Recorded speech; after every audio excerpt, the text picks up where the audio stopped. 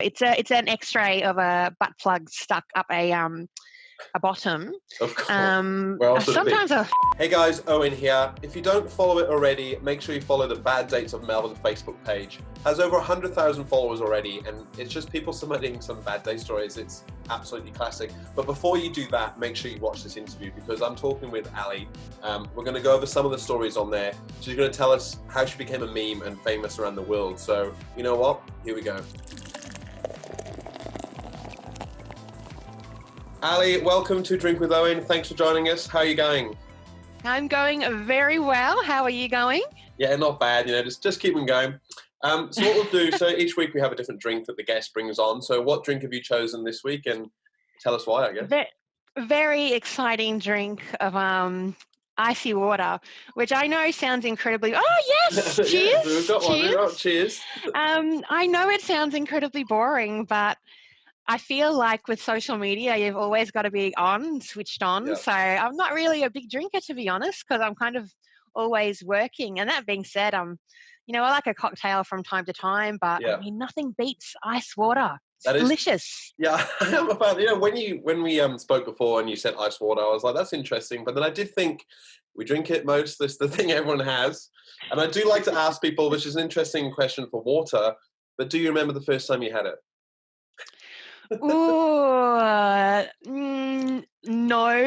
don't. I didn't think so, but I was imagine you had some story ready to go. That would have been great. No, my memory's not that good. Yeah. If you were going to, this might be a bit silly, but if you were choosing from the shop, is there a brand of water you buy? You know what? I'm a tight ass. It would be like whatever is the cheapest water available. Yes. That being said, I do like it when it's nice and cold. So I'd probably get it from the fridge. So I don't know, like maybe a Pump or a Mount Franklin or something. That I do actually carry a water bottle with me at all times. So I'm pretty good with that. So I wouldn't really buy water, but if I were to, something like that. There it is. Lock that down. There it is. That's the best water in Melbourne. Here we go first. So most people would know you from, you run the Bad Dates of Melbourne Facebook page and website and stuff, which we will get into further. But you also kicked off Tinder and became a meme. I'll just leave it at that if you want to elaborate on that for everyone. Yes. So one day I thought to myself, how can I mix this up a little bit? So I went on Snapchat, and it was when you could do the filters on Snapchat and put your face on things. So I put my face on a 6-pack of eggs. As you do. So as you do. I put me as the eggs on Tinder, and I let it rip. So I don't know how long it was actually up there for, because I don't know. But when I looked at my Tinder after a few hours, I know that I had about 532 matches, I think it was. And then they kicked me off. Oh. So essentially I was kicked off for Tinder for being an egg. Well, that's what I like to think. Kicked off a Tinder for being an egg. And probably about 24 hours later, the egg story was just in the news worldwide, everywhere. I was getting messages from people across the world. And I mean, I love it, right? Yeah. I mean, of all of the most ridiculous, stupid reasons to be internet famous, being an egg on Tinder, I think is the best. So it was a great fun experience. And now people call me names like the OG egg, or, the original egg, or Egg Alley, or all of that kind of thing. So, I mean, it's silly, but I love it, and I just roll along with it. Yeah, for sure. And maybe you thought those people were coming for your thunder. I remember when there was that egg on Instagram, and it was trying to be the biggest Instagram account. So yes, and it did it. Yes. So maybe there's an egg theme that people just love eggs. Yes, when the big egg happened on Instagram, I had all of these Bad Dates of Melbourne followers write in, and they were like, "Oh, I can't believe that egg is stealing your thing. How dare it steal your thing?" And I thought, well, I am the original egg, so I mean, I don't know if I don't know if I can take official credit for being the original egg, but no one's going to pull me up on it. Why not? Yeah, for sure. Well, it's funny as well how the internet works and what goes viral and what does well. You can put, as someone, I've worked in social media and that sort of stuff, you could put hours and so much thought into this great bit of content. No one watches it. And then someone posts a picture of an egg, viral everywhere. But that's Yeah, fine. well, it's funny because I've gone viral a number of times. Like it's crazy, like worldwide viral, and I'm just Mm. sitting here in Melbourne, like in my living room, doing this stuff. It's wild, and now this is kind of what I do for work in Bad Dates of Melbourne and beyond is try to create viral content for social media or journalism or whatever else it is. So it blows my mind sometimes the impact that you can have in the media and on people just from your living room, Yeah, like from your couch, from your bed, from your car, just holding like your phone. yeah, for It's sure. incredible. Yeah, well, absolutely. You touched on it there. So you started Bad Dates in Melbourne in 2017, is that right? Yep, Um, about November 2017, I think. Yeah. yeah, for sure. So how I guess did you get started with that? I know you mentioned it there. What sort of made you go, I'm going to make this page and share some stories? Was it originally more your stories and then people sent in, or how did that sort of evolve? I actually remember it very clearly. I was sitting on the couch in my living room having a conversation with a Tinder match who ended up being a little bit dodgy, but we won't go into that. But I was telling him my bad date stories, and he said to me over the phone, "You need to turn these into a book because these stories are just too funny and too good not to share." And look, I'd heard that before. I mean, people are like, write a book, write a book. But I Yeah. mean, I didn't want to write a whole book. Maybe one day, but not at that Yeah. stage. So I just responded to him and I said, actually, bad date stories are bite-sized content. They're perfect for social media because they're just small Yeah. and quick to read. So I got off the phone, hung up, set up the Bad Dates of Melbourne Facebook page, and I just made a commitment in my mind to post on it every day. So for the first maybe month or so, it was. They're not all marked as me, but they're mostly my Yeah. anecdotes and my stories and Yeah. stuff. And after about a month or two, people just started organically writing in and wanting to share their stories, and it just I think by about month 2 or 3, I got a call from the Herald Sun one day, and then it was in the Daily Mail, and it just hit this point for people. I mean, people really feel bad dates. Most of us have experienced bad dates, Yeah. and they're hilarious and heartbreaking, and they're relatable, they're funny, they kind of have everything. So the page just went like off, and I think we're at almost 100 and Bad Dates of Melbourne has 120,000 Yeah. Wow. ish followers, and the other pages have another 50. So Not bad. It's popular. not bad there. But like you said, it's just the content I think that everyone relates to. Like so many times I've followed it for a while, and you just read it, and you're like, I've got to tag someone in this that either they've experienced something really similar, and you're like, classic, because I can relate there, or you're like, oh my god, imagine this happened to us, and you tag them. And it's just, I think, in terms of not so much just saying it's viral, but that content is tagging and then picks up in other people's feed, and then everyone relates, and it's just like you said, it's that perfect bite-sized pieces of content. Oh yeah, and that it's funny you touch on the tagging because I call it taggable content. So whenever I have a story that goes off, it's because it's taggable. It's either about Yeah, you, it's either about your friend, it's about someone you know. It's just something in the story makes you want to tag someone else. So I mean, there are posts that are popular, like for example,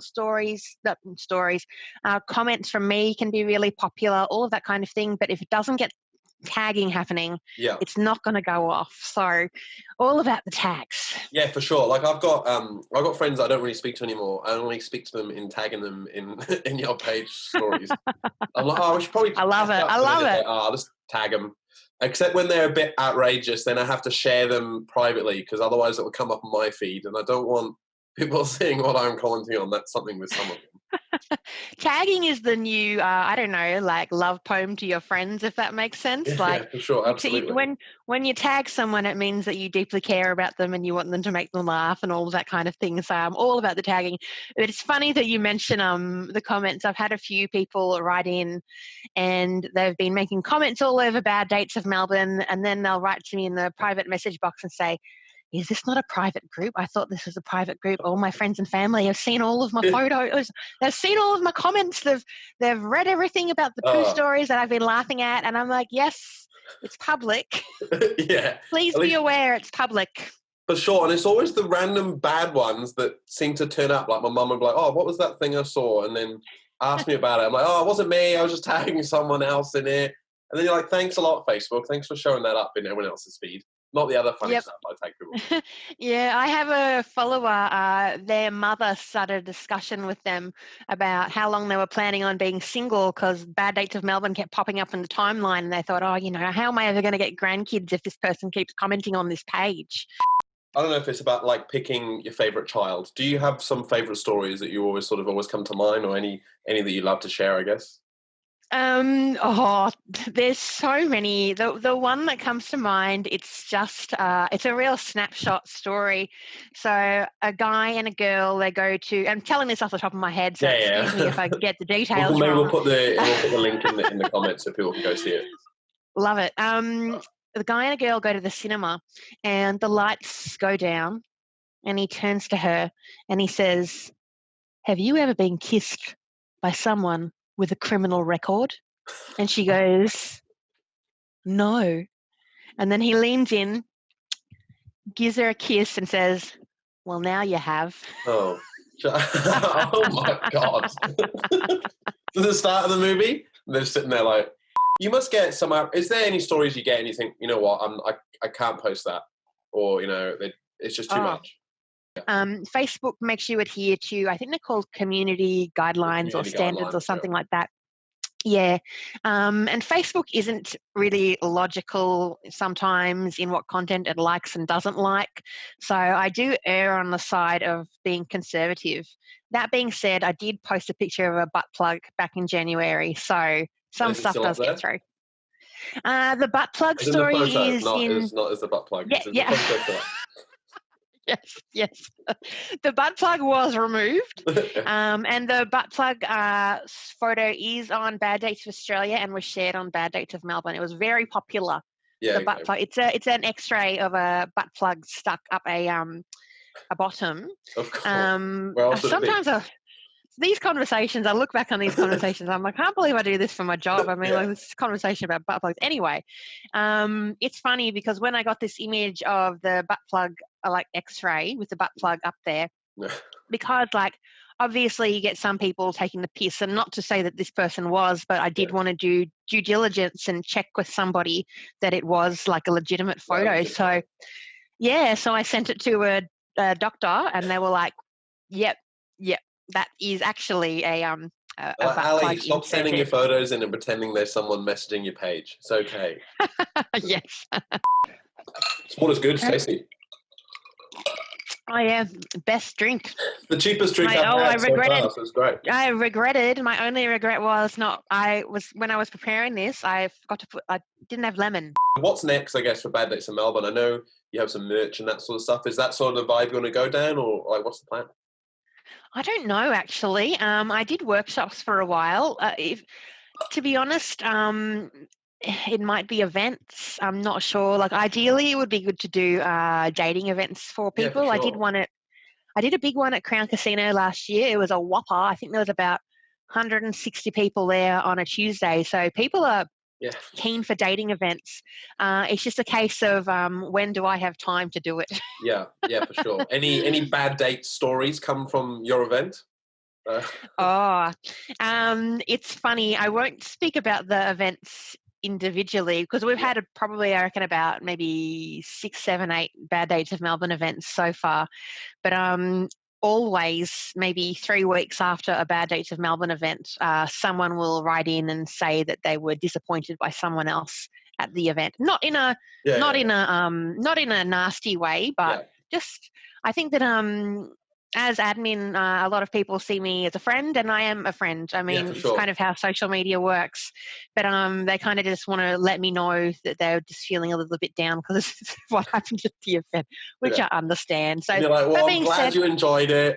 Here's the next one. Make sure you come to that one. Yeah, but there have been some real successes. Probably one of the biggest successes. I did a party at the Emerald Peacock start of last year, and I had 2 women meet at the party, and they became friends, and they started traveling together. So they traveled around, I think, Vietnam and somewhere else together off this friendship from the party. So, I mean, like, it might not necessarily be romantic connections, but people making connections, Yeah, for which is sure. That's really awesome. nice. So we've had a question from Stacey on Instagram. She wants to know where you can get the best chicken nuggets, and more, very importantly, she wanted to stress this: what sauce should be going with our nuggets? I love that you have asked me this question, and I have to be honest, my answer does change from time to time.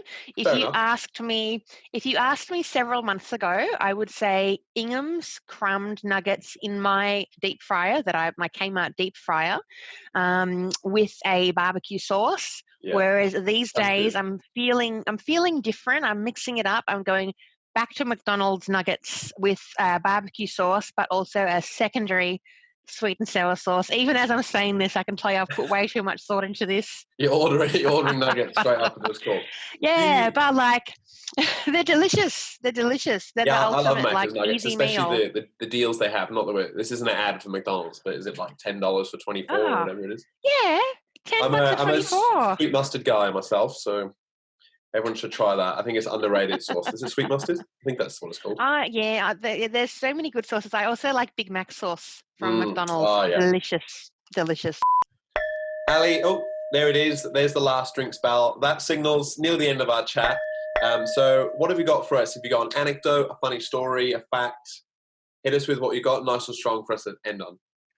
Well, if you're a Bad Dates of Melbourne follower, you know that there are a lot of poo stories happening on the page. Yeah. They're ridiculous. So I'll tell you probably the most classic Bad Dates of Melbourne story, poo story. A girl goes over to a guy's house. They hook up, and she's laying in bed, and he asks to take a shower. She goes, "Yep, no worries." So she's laying in bed. He takes a shower. She looks at her phone. Now, in her bathroom, she has something called Fitbit Aria scales, I think they're Oh, called, and they send a reading of the person's weight when they weigh themselves on the scales to the phone. So she's laying in bed and she looks at her phone and she goes, "Oh, he's just weighed himself. All right." yeah. Hey. Anyway, little bit of time goes by and she hears a flush. What could that be? Her phone goes off again. She looks at the phone and she realizes he's weighed himself a second time. He's weighed himself a second time because he wants to know how heavy his poo was. It was a 500-gram poo. Anyway, they never saw each other again, but Oh my a god. lot of information to know about your date, isn't it? Imagine the dread when you walk down. She's like staring at him, and he's like, "What? What do you mean? I was just weighing myself." It's funny, when that story happened, there was a big discussion in the comments about whether this was normal behavior, and apparently a lot of people do it. I was just like, Yeah, I'll no comment from me. That is as you were saying, I actually remembered that story. I think I tagged my friends in it. So that is a good one. But that does bring us to the end. Thank you very much for joining us. I appreciate it. It's been some good chats on here. Thanks for bringing on the water. I will drink more of it after this. I'll give it a 5 out of 5. It's fresh. It's good, really refreshing stuff. If you love haven't it. tried it, make sure you try it at home. But thank you very much for joining us, and we'll see you next week, guys. See ya.